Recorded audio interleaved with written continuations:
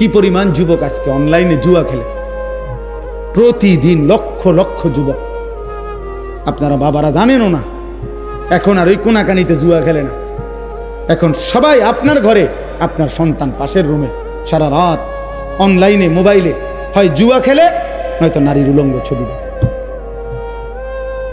আপন ঘরে। চেহারা সুরত দেখলেই তো বোঝা যায়, চুল চেহারা কালো মলিন, সাফা সুফা ভিতরে ঢুকে গেছে, অল্প বয়স্ক।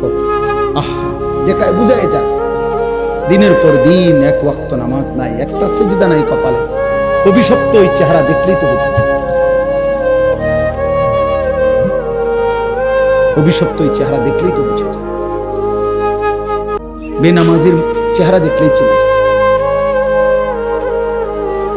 তুমি যত পাউডারই দাও বাবা, বুঝা যায়, হাইওয়ানের চেহারা বুঝা যায়। আল্লাহ আমাদেরকে বুঝতাম।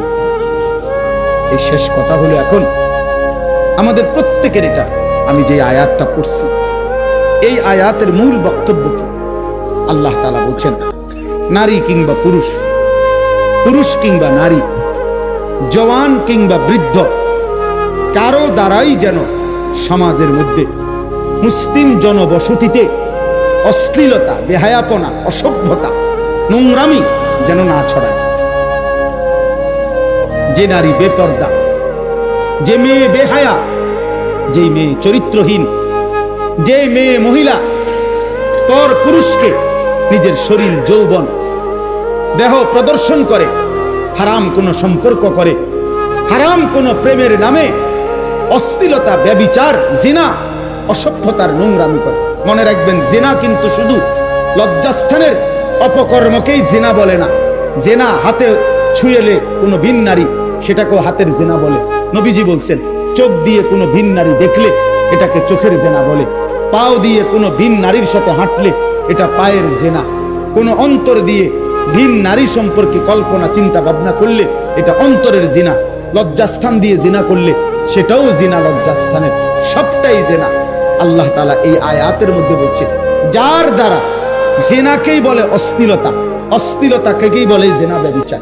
অর্থাৎ নারীকে কেন্দ্র করে যে গুনাহ, নাচ গান, বাদ্য, বেপরদিগি, বেহায়াপনা, হারাম প্রেম ভালোবাসার নামে হারাম সম্পর্ক, এই যে কোনো রকমের গুনাহ কোনো নারীর দ্বারা, নারীকে মাধ্যম করে হয়, এটাকে বলে আরবিতে ফাহিশা, অশ্লীলতা।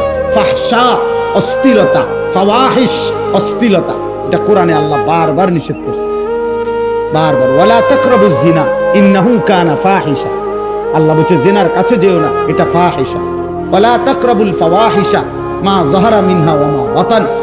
আল্লাহ বলছে, প্রকাশ্যে কিংবা গোপনে অশ্লীলতার কাছেও যেও না। আল্লাহ বলছে, কুল ইন্নাল্লাহা লা ইয়া'মুরু বিল ফাহশা। নবী বলে দেন, আল্লাহ কোনো অশ্লীলতার আদেশ করে নাই, তোমরা করবা না। এভাবে বারবার আছে, বারবার বারবার বারবার। আল্লাহ বলছে, ওয়ালা ইয়াজনুন, জিনা করবা না। ওয়া ইয়াফআল যালিকা ইয়ালকা আসামা। যে জিনা ব্যভিচার করবে, আমি নিশ্চিত আল্লাহ ওয়াদা দিছি, তোমাকে শাস্তির মুখোমুখি হইতে হবে। কেমন শাস্তি? ইউদাআফ লাহুল আযাবু। আল্লাহ বলে, প্রত্যেকটা শাস্তি দ্বিগুণ করে দেওয়া হবে। তোমার সমস্ত পাপের শাস্তি জিনার কারণে দ্বিগুণ করা হবে। আল্লাহর নবী বলছে, খোদার কসম বন্ধু, বুখারী মুসলিমের হাদিস, নবীজি বলছে, লা ইয়াজনি জানি হিনা ইয়াজনি ওয়া হুয়া মুমিন। যখন কেউ জিনা করে, নবী বলছে, সে মুমিন থাকে না, সে মুমিন থাকে না, সে মুমিন থাকে না। জিনাকারী মুমিন হয় না।